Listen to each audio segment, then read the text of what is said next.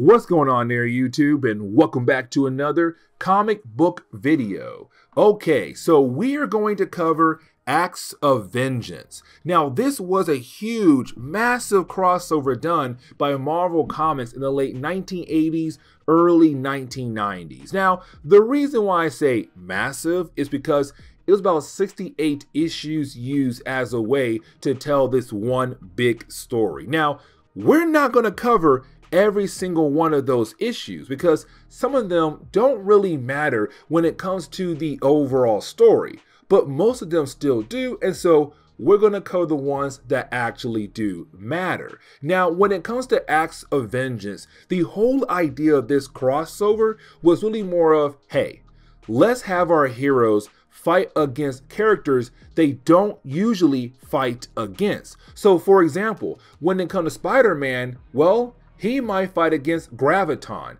somebody he's not usually fighting against. And the list goes on for different characters like the Fantastic Four and Steve Rogers, Captain America, Iron Man, and the list goes on. Now, today's video is really more of where did this all start from? Like, what panel, what page, what book gave us the beginning of Acts of Vengeance? And guys, we have to jump over to Thor number 410, because the very last page shows us how Acts of Vengeance came together. You see, the last page of the book shows us Doctor Doom, who was recently defeated by Thor. But this is a Doctor Doom wondering, what is his next move? Like, what can he do next? But then he is confronted by a mysterious character. Now, this mysterious character tells Doctor Doom, hey man, listen, I got a plan for you.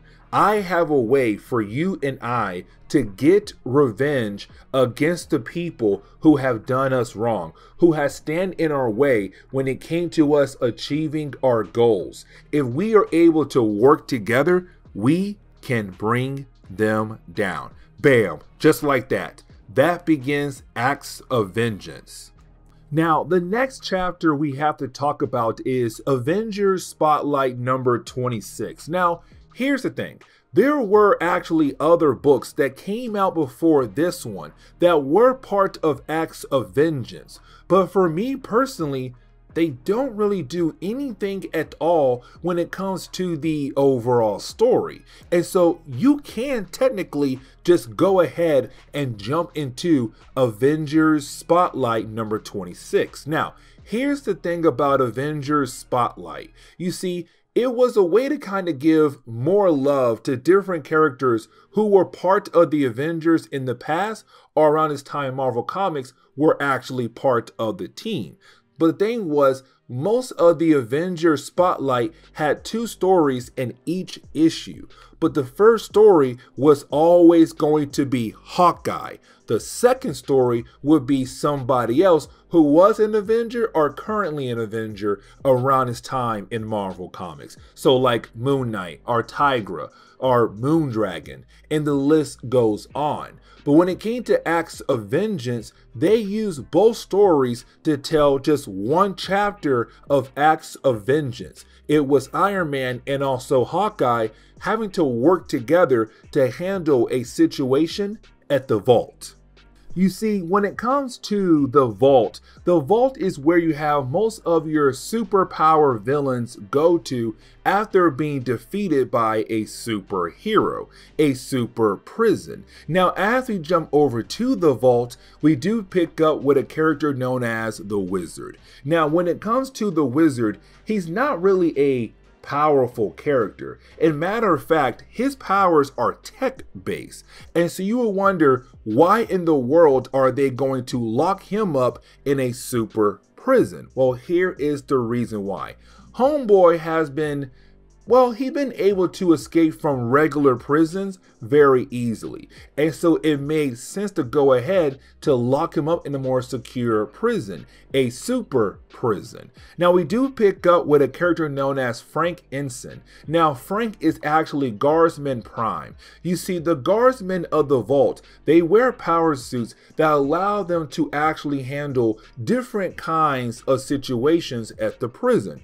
Just in case one guy tries to break out, they can use their power suits to handle that situation very easily. But we do see Frank, Guardsman Prime, take the wizard over to his cell, thinking that everything is going to be a-okay. Now, right after Frank leaves, we then see our mysterious character we saw earlier, who was able to make a deal with Dr. Doom, reappear in the prison cell of the wizard to offer the wizard some help. Now you have the wizard agree to take the help of our mysterious character, and he is able to get his tech right back in his hands. And so now he's back to being a very dangerous character. Not very dangerous, but somewhat dangerous. Now, when it comes to Frank, he is watching the wizard on his computer screen and realize that the wizard is talking to somebody, but he can't see who he is talking to. Either way, you have Frank head right back over to the wizard's cell. By the time he gets there, the wizard has his tech and he's powered back up once again, and also had released other villains of the vault to help him take down Frank, Guardsman Prime. And this begins a prison break. Now, with a breakout like this happening, you already know that you're going to have people try their best to call out for help. And so when it comes to some people working at the vault, their main goal is to call the Avengers. But here's the problem. Their call does not go over to the Avengers. Their call goes over to damage control. Now, there is an actual damage control chapter in Acts of Vengeance, but we're going to go ahead and skip over that particular chapter so that we can move into more, happier stories, the more interesting ones. Either way, when it comes to Guardsman Prime, he was able to use his suit as a way to make a call out. And that call goes right over to Iron Man. Now, Iron Man is able to answer the call, except as soon as he finds Guardsman Prime, well, he's then attacked by Orca, one of the prisoners who was able to break free from his cell. Now, this fight does not last long, but it shows how crazy things have become inside the vault. The idea that now all the different kinds of villains that were locked up by our superheroes are now just roaming free, and some of them were already able to escape the prison completely. They're back out in public now, most likely going to cause damage down the road. Now, Iron Man is not alone here. You see, Hawkeye also answered the call, except Hawkeye's main goal is to make sure the staff gets out of there, out of danger, because right now the idea of being locked inside the vault with all these different kinds of super villains, most likely you're gonna die. But now we have to jump over to the idea of, why does Hawkeye hate Iron Man? And let me explain why. You see, this is not the first breakout to happen at the vault. There was another one that took place back in Iron Man comics and was caused by Iron Man back in Armor Wars. And so for Hawkeye, he believes that it was Iron Man once again causing another breakout, except this time Iron Man is innocent. Now, something I do also want to mention is that around this time in Marvel Comics, Iron Man had the world believe that it was not Tony Stark in the suit, that Tony had hired somebody else to wear the suit to be the bodyguard for Iron Man. But Hawkeye and a select few other heroes know or found out that Iron Man was Tony Stark.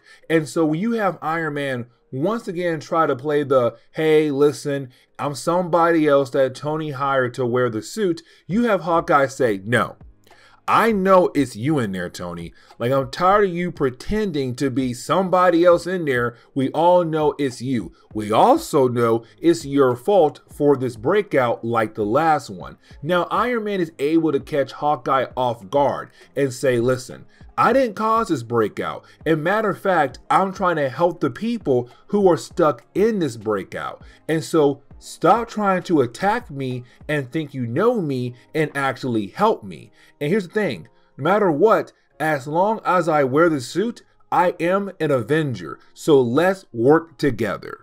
Now, while you have Hawkeye and Iron Man work together to get the few guardsmen out of the prison, they do run into a few people who are trying to break out of the prison. But our heroes are able to find different ways to overcome their different challenges they're being confronted with. But once they're able to reach the surface, you have Hawkeye say, you know what?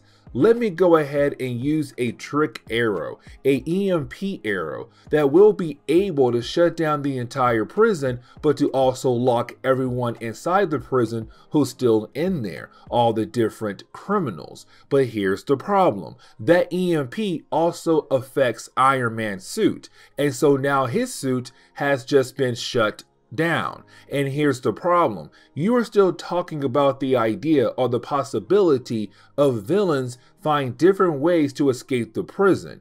And the thing is, they're on an island. And so right now, Hawkeye and Iron Man have to pray that the rest of the Avengers are going to show up in time to help take down the villains who are still inside the vault, who are trying to break out. Because right now, the only person who can stop them is Hawkeye. Now, there are a few things we need to talk about before we dive into the next chapter, which is going to be Avengers number 311. You see, I want to sit down and talk about Quasar and how his powers actually work, because his powers come from the quantum bands.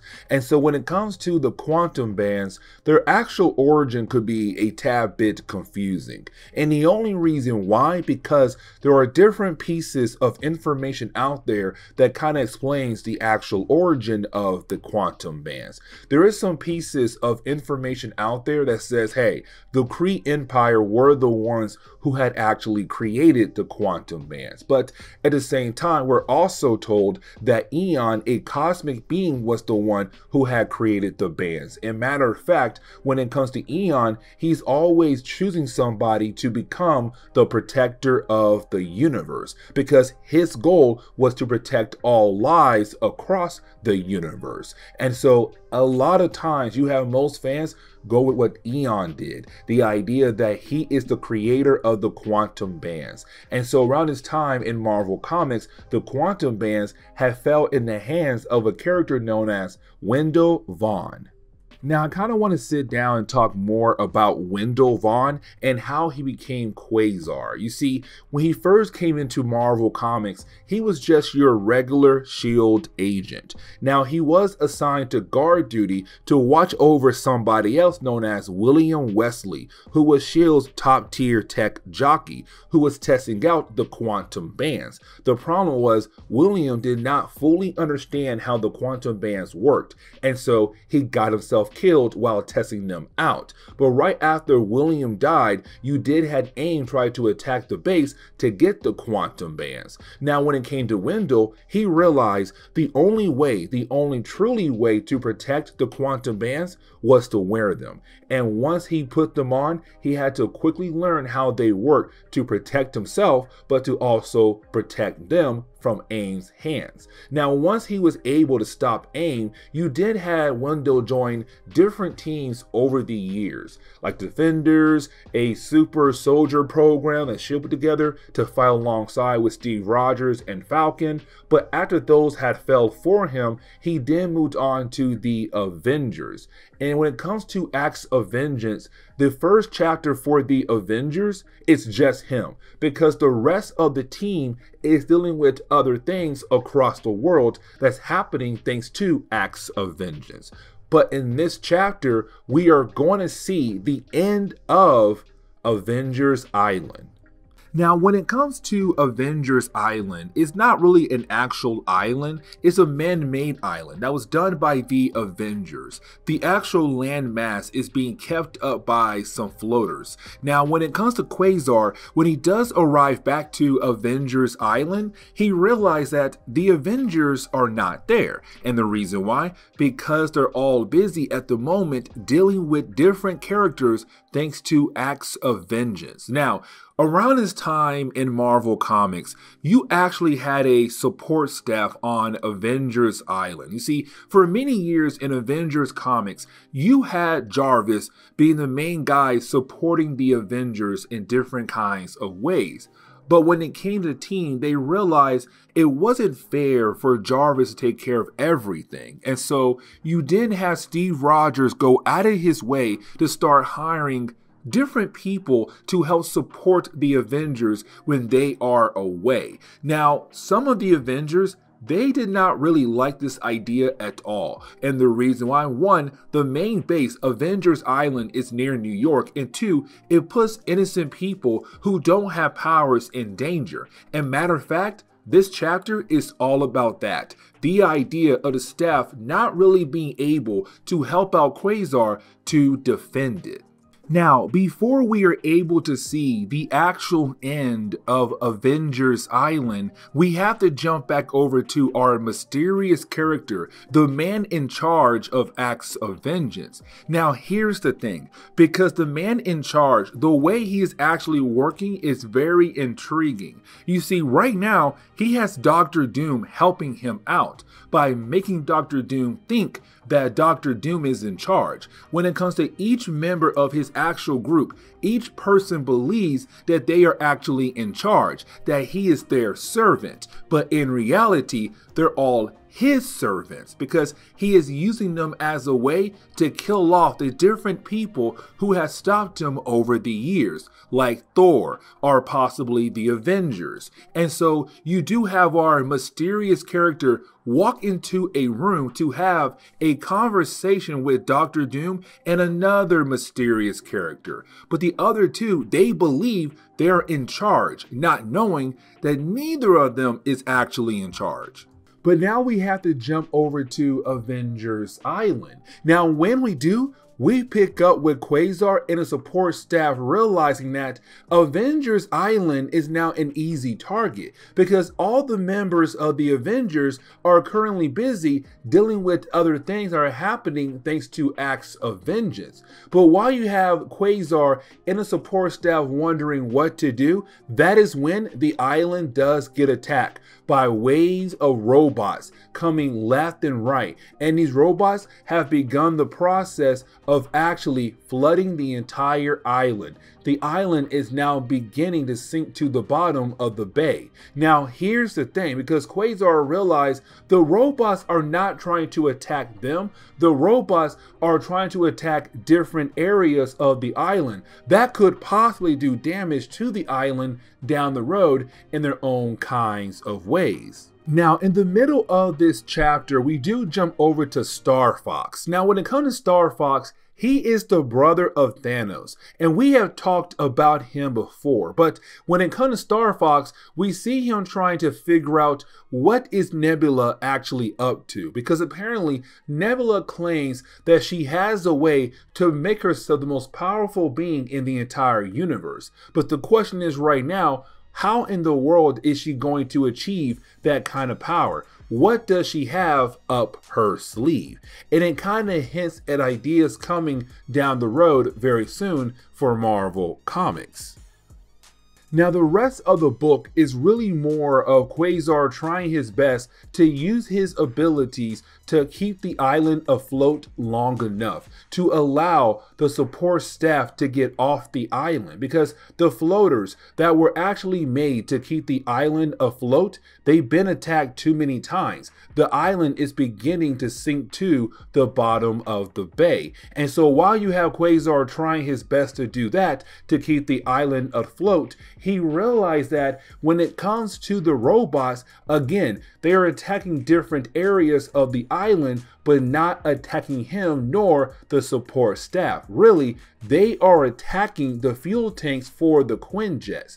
And here is the reason why. Because once you have the bombs go off that were attached to those tanks, it caused huge explosions across the island to do enough damage to make sure the island does fall to the bottom of the bay. And so the book ends with Quasar being able to save everyone from the support staff, but watching the end of Avengers Island. And so it is one heck of a way to kick off Acts of Vengeance. But this is where we are going to end today's comic book video. So please leave me a like down below and subscribe. But guys, see y'all next time. Later.